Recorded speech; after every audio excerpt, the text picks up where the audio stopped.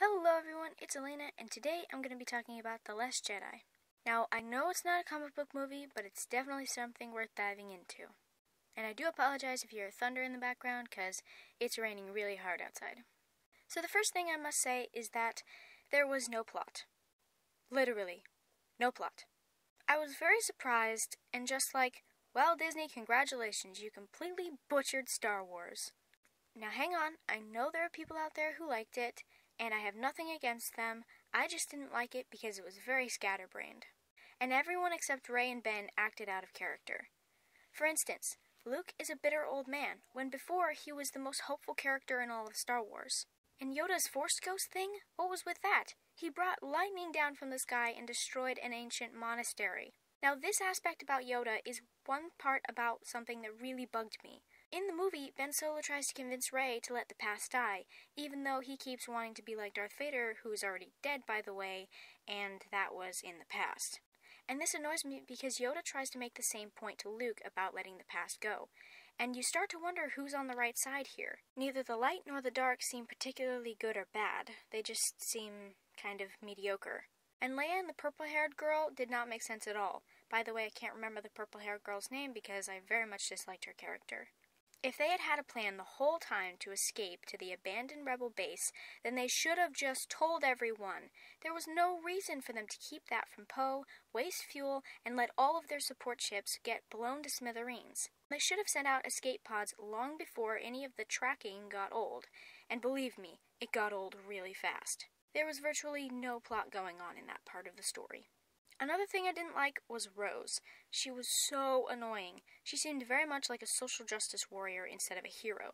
And even when she did try to be a hero, it ended up being terrible for the rebellion.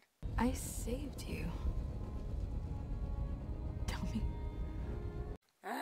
She's so aggravating. Oh yeah, and Finn trying to sacrifice himself for the rebellion didn't make sense, since up until this point, his only interest has been in Rey. Finn almost could care less about the rebellion. If anyone was going to sacrifice themselves, it should have been Poe, and they should have gone all the way through with it. By the way, when me and my dad went to rent The Last Jedi from Redbox, it wasn't even on the first page, or the second, or the third. No, it was on the 5th page.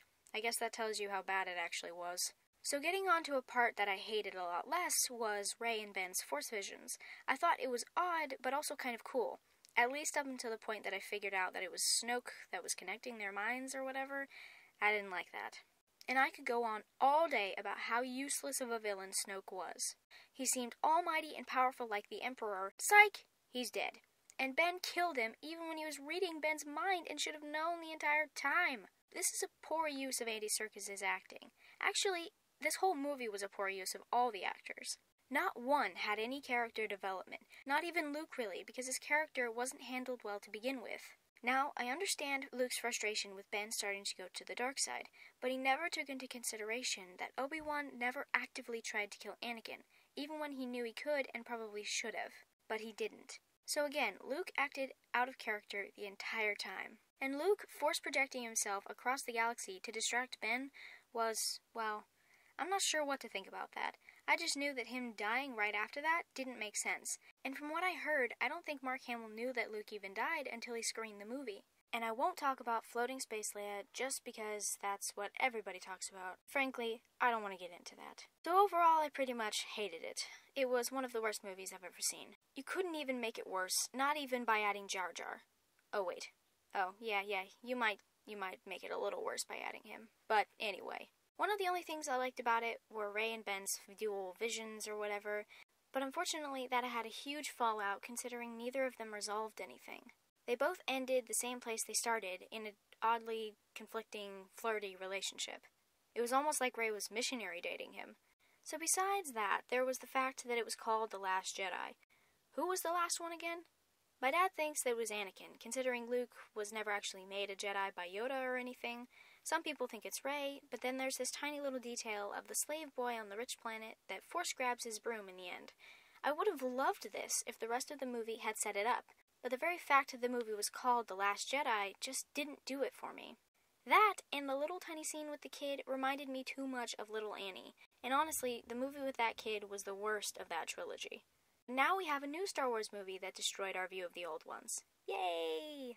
Even the trilogy of horror was better than The Last Jedi. So those are my thoughts on The Last Jedi. I know this video felt a little scatterbrained, but that's because the movie was just as scatterbrained. Maybe even more so. No, not maybe. It was more scatterbrained. I could go on forever about it, but I'm wiped out for this video. Thanks for watching. Please like, subscribe for more, and share it with your friends, and I'll see you next time.